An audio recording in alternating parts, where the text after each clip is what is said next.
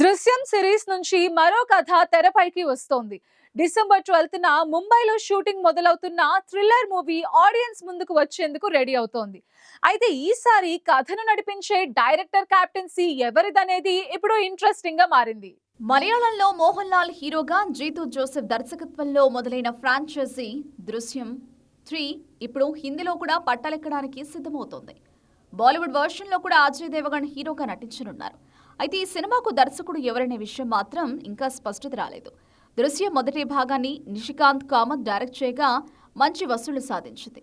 ఆ తర్వాత వచ్చిన రెండో భాగాన్ని అభిషేక్ పాఠక్ తెరకెక్కించగా అది 70 కోట్ల బడ్జెట్తో 300 కోట్లకు పైగా కలెక్షన్స్ రాబట్టింది. ఈ భారీ విజయాలు సస్పెన్స్ క్రైమ్ థ్రిల్లర్కు హిందీ ప్రేక్షకులు ఎంతగా ఆదరణ చూపారో చెప్తున్నాయి. దీంతో దృశ్యం 3 కోసం అభిమానులు 3 ఏళ్లుగా ఆసక్తిగా ఎదురు చూస్తున్నారు. దృశ్యం 3 షూటింగ్ ను వాస్తవానికి అక్టోబర్లోనే ప్రారంభించాలని అనుకున్నారు. కానీ కొన్ని కారణాల వల్ల అది సాధ్యం కాలేదు. డిసెంబర్ 12న ముంబైలోని యష్ రాజ్ ఫిల్మ్స్ స్టూడియోలో ఈ సినిమాను మొదలుపెట్టారని నిర్మాతలు అన్ని ఏర్పాట్లు చేస్తున్నారు. షూటింగ్ డేట్ ఖరారైనప్పటికీ దర్శకుడు ఎవరన్నది మాత్రం సస్పెన్స్ గా ఉంది. మొదటి భాగం దర్శకుడు నిషికాంత్ కామత్, రెండో భాగం దర్శకుడు అభిషేక్ పాఠక్లలో ఎవరిని ఫైనల్ చేశారనేది తెలియాల్సి ఉంది. ఈ ప్రాజెక్టుపై ఉన్న భారీ అంచనాల నేపథ్యంలో దర్శకుడి ఎంపిక సినిమా విజయానికి చాలా ముఖ్యం కానుంది. ప్రస్తుతం అజయ్ దేవగన్ 2 సినిమాల షూటింగ్లతో బిజీగా ఉన్నారు. ఆయన ఇప్పటికే ధమాల్ 4 చిత్రీకరణను పూర్తి చేశారు.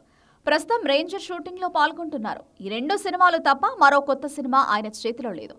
కాబట్టి దృశ్యం 3 షూటింగ్ ను త్వరగా మొదలుపెట్టే అవకాశం ఉంది. ఈ సినిమా 2026లో విడుదలయ్యే అవకాశం ఉంది. అలాగే రేంజర్, ధమాల్ 4 కూడా వచ్చే ఏడాది ప్రేక్షకుల ముందుకు రానున్నాయి. అజయ్ దేవగన్ ఇతర భాషల సినిమాల్లో కూడా అవకాశాలు వస్తున్నా చాలా సెలెక్టివ్ గా ఉంటున్నారు.